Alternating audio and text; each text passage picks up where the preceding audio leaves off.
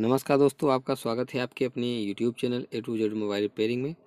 आज हम आपको दिखाने वाले हैं MI Y3 या MI7 में यानी MI Redmi 7 में LCD लाइट ग्लो ना होना या ना जलना, उसको हम कैसे रिपेयर करेंगे।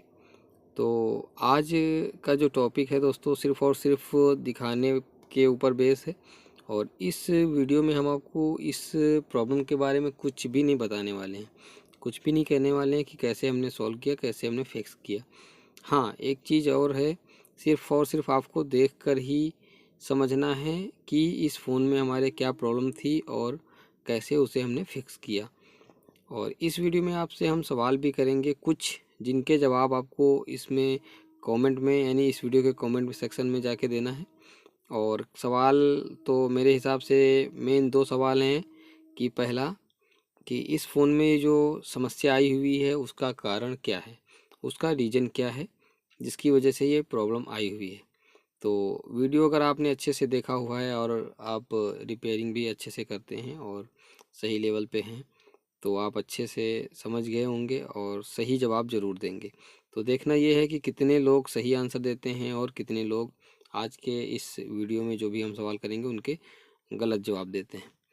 और जो जितना अच्छे से समझा होगा अभी तक वीडियोज़ में या देखा होगा हमारे वीडियोज़ को, वो अच्छे से समझ जाएगा। तो पहला सवाल हमने आपसे पूछ लिया दोस्तों, और उसका आपको कारण बताना है। दूसरा सवाल ये होगा कि इसकी जो समस्या है, इसे एक्चुअल में हमने किस कंपोनेंट की वजह से यानी किस पार्ट की वजह से रिपेयर किया। यानी अगर बात करें तो वो कहाँ से थी प्रॉब्लम हमारी, या किसकी वजह से, या कौन सा ऐसा पार्ट या कौन सा ऐसा कंपोनेंट है जो जिम्मेवार था इस प्रॉब्लम के लिए। तो दूसरे सवाल का आपको जवाब देना है, उसका नाम लिखना है उस पार्ट का, उसके बारे में बताना है आपको। तो फिलहाल हम यहाँ पे स्टील कट कर लेंगे अपने कटर की मदद से। यहाँ पे हम हॉट एयर गन की मदद से जो है स्टील को नहीं रिमूव कर रहे हैं, और सभी कंपोनेंट की चेकिंग और रीडिंग हम मीटर पे आपके सामने करेंगे और आपको दिखाएंगे। वीडियो में कोई भी पार्ट हमने स्किप या फास्ट फॉरवर्ड नहीं किया है उस लेवल पे कि आप उसे वीडियो में देखकर समझ ना सकें और आप अपने जो सवाल हैं उनके जवाब ना दे सकें। तो ये तो हमारे दो सवाल थे इस वीडियो के जो टॉपिक है आज का, इस वीडियो के टॉपिक के ऊपर। और आपको समझना है कि इसका कारण क्या है और इसका जो सल्यूशन क्या हुआ इस फ़ोन में या इस बोर्ड में या इस वीडियो में जो भी हमने सल्यूशन करके आपको दिखाया, वो कहाँ या किस पार्ट से करके दिखाया। तो अब बनता यह है कि कौन कितना समझदार है वो कमेंट में जवाब देगा, और उसके जवाब कहाँ तक सही हैं ये भी मैं आपको कमेंट में आंसर करके बता दूंगा। तो फिलहाल दोस्तों मैं यहाँ पे कुछ टेस्टिंग कर रहा हूँ इस फ़ोन के बारे में, और वो टेस्टिंग करने के बाद ही मैं किसी नतीजे पर पहुँचूँगा। तो वो सारा कुछ कर लेता हूँ, आपके सामने ही करूँगा जो भी। और जो भी हमारे मैकेनिक बंधु हैं जो समझदार हैं वो तो आंसर कर देंगे और सही आंसर करेंगे, मुझे पूरा भरोसा है। हाँ, कुछ लोग हो सकता है उनकी समझ में बिल्कुल भी ना आए, तो उनके लिए भी मैं कमेंट करने के लिए कुछ ऑप्शन दे रहा हूँ। यानी कि कुछ ऐसी चीज़ें मैं आपको इस वीडियो में आप लोगों से कहने वाला हूँ या बताने वाला हूँ, जिनके बारे में भी आप लोग कमेंट कर सकते हैं। तो पहला चीज़ ये कि मैं आप लोगों के साथ जो वीडियोज़ यहाँ पे शेयर करता हूँ, उसमें से कुछ ऐसे वीडियो मैं आप लोगों के साथ शेयर करना चाहता हूँ जो किसी पर्टिकुलर फॉल्ट या पर्टिकुलर सॉल्यूशन के ऊपर बेस्ड नहीं होंगे।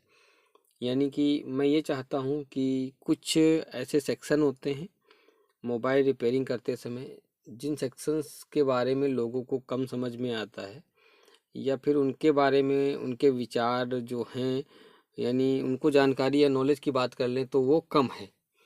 तो एक्चुअल में उन सेक्शंस में से तीन ही सेक्शन मैं मानता हूँ जो टफ हैं और जो ज़्यादातर मोस्टली प्रॉब्लम्स आती हैं इन्हीं तीन सेक्शंस में सबसे ज़्यादा आती हैं। और पहला तो खैर डेट का है, वो आप छोड़ दीजिए। यहाँ पे डेट का कोई सेक्शन नहीं होता, डेट तो कई जगह से आपका फ़ोन हो सकता है। तो पहला सेक्शन वैसे बात करें तो चार्जिंग की, तो सबसे पहली चीज़ है आपकी चार्जिंग की। और चार्जिंग का जो हमारा पूरा सिस्टम है कैसे वर्क करता है, तो इसके ऊपर अगर आप बेसिक से लेकर हाई लेवल तक वीडियो चाहते हैं तो मैं ज़रूर आपको बता दूंगा। किसी एक पर्टिकुलर फ़ोन पे बेस्ड वीडियो नहीं होगा ये किसी एक पर्टिकुलर फ़ोन के ऊपर नहीं होगा, पर ये एक पर्टिकुलर फार्मूले पे बेस्ड होगा, जो फार्मूला सभी सेटों के ऊपर लागू होगा। मतलब कि आज तक के जितने भी आने वाले फ़ोन हैं उन सभी में ये फार्मूला लागू होगा, और ये कैसे वर्क करता है ये मैं आपको अच्छे से समझाने और बताने की कोशिश करूँगा।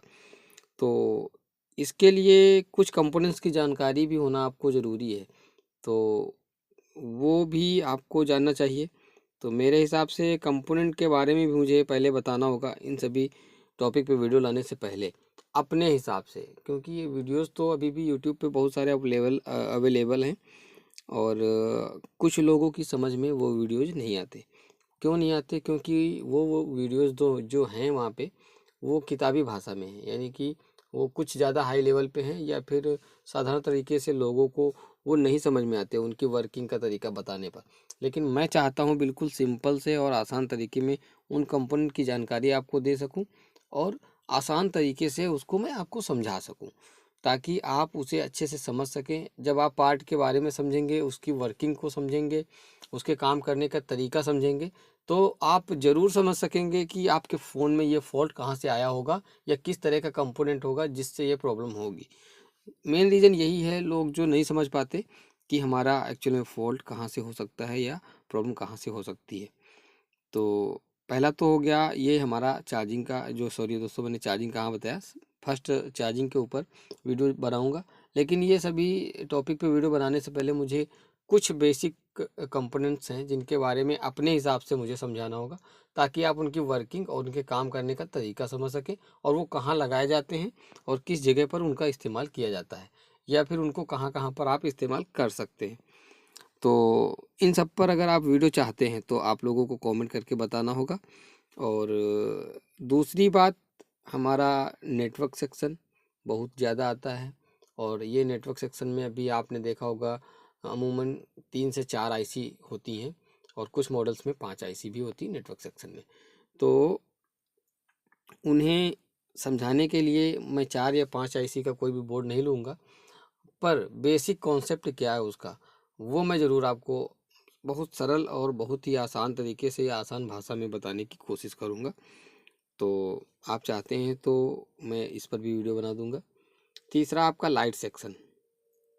लाइट सेक्शन भी कैसे वर्क करता है, कैसे काम करता है, क्या इंपॉर्टेंट चीज़ें हैं, या कौन कौन से बहुत ही इंपॉर्टेंट कंपोनेंट्स हैं जिसके बिना आपकी जो लाइट सर्किट है, लाइट सेक्शन है, वो जो वर्क नहीं करेगी।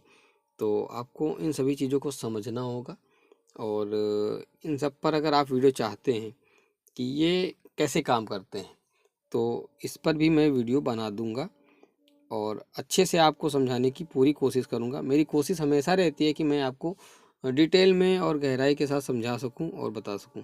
फ़िलहाल हमने अपना ये जो फ़ोन है सक्सेसफुली रिपेयर कर लिया है दोस्तों, और अपनी जो बात आपके सामने मुझे रखनी थी वो भी रख दी है।